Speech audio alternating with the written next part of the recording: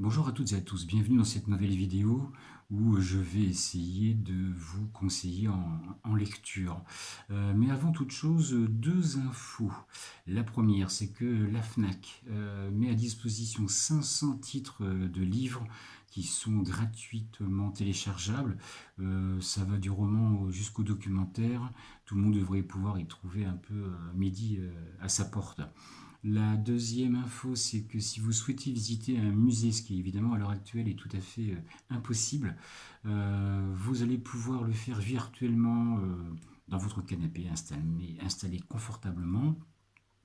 Vous pourrez notamment visiter la National Gallery de Londres, le Smithsonian Museum qui allie classique et culture pop avec une galerie dédiée aux super-héros et où logiquement le bouclier de Captain America y est exposé. Le château de Versailles, qu'on connaît, hein, évidemment par le biais de visites familiales et autres films, mais là, bon, on aura peut-être toujours plaisir à bagnauder dans le parc, dans la galerie des glaces et les 2635 pièces qui le font. Le Louvre, avec sa galerie antique égyptienne, la galerie d'Apollon, et puis le Metropolitan Museum de New York, qui, voilà, avec tous les auteurs emblématiques de l'art que compte notre monde, semble être, et être certainement un des plus bels endroits dédiés à cela. Voilà, ça c'était la rubrique info. Vous retrouverez donc les liens dans le document qui accompagne cette vidéo. Passons à la sélection de romans. Plutôt pour un public adulte, je vais regarder mes notes et j'en suis navré. Premier titre, Et toujours les forêts, de Colette Sandrine aux éditions J.C. Lattès. On est sur un roman noir, écrit au couteau, mais avec une bouleversante humanité. Je ne peux pas en dire plus, parce qu'après ma vidéo va devenir une véritable saga. Deuxième titre, Là où chantent les écrevisses, de Delia Owens, aux éditions Seuil.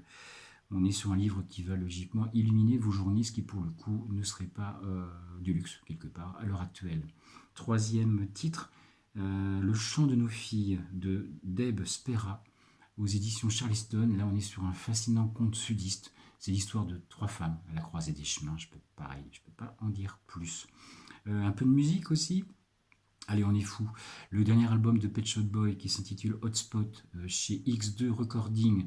Ça faisait un petit bout de temps qu'on les avait pas entendus. Pour le coup, oui, ils s'en sortent très bien. L'album est tout à fait sublime. Deuxième album, IU qui en 2006 avait sorti l'album Joyful avec notamment son titre emblématique Dine of My Need. Mon accent est toujours lamentable, mais tant pis. Là, cette année, elle vient de sortir donc son dernier album qui s'intitule Royal chez Troisième Bureau. On est sur de la soul pop avec tendance un peu reggae. Troisième album, donc c'est un batteur qui s'appelle Makaya McCracken qui s'est réapproprié et a réinterprété à sa sauce le dernier album réalisé par le grand auteur, compositeur, interprète et poète américain Disco Ron, il y a maintenant une dizaine d'années.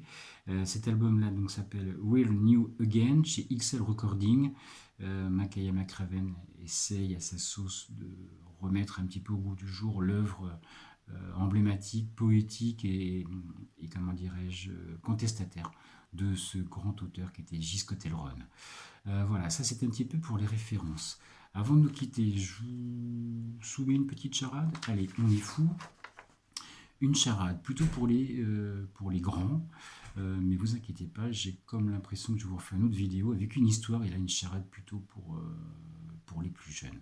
Alors, mon premier est une salade. J'aime bien regarder mon texte, vous allez voir qu'en fin de compte, c'est d'une simplicité. Donc, mon premier est une salade, mon deuxième est une salade, mon troisième est une salade, mon quatrième est une salade, mon cinquième est une salade, mon sixième une salade, mon septième est une salade, mon huitième est une salade. Mon tout est un écrivain anglais du 19e siècle que vous connaissez, qui a jalonné votre jeunesse, mais ainsi que celle de vos enfants. Disney s'en est aussi bien inspiré. J'ai envie de vous chanter confiné, enfermé, et ça toute la journée, mais non, en fin de compte, je ne vais pas le faire. Je vous dis juste, en fin de compte, restez bien chez vous, prenez bien soin de vous, et ainsi, on se retrouvera le plus vite possible à la médiathèque. Bonne fin de journée.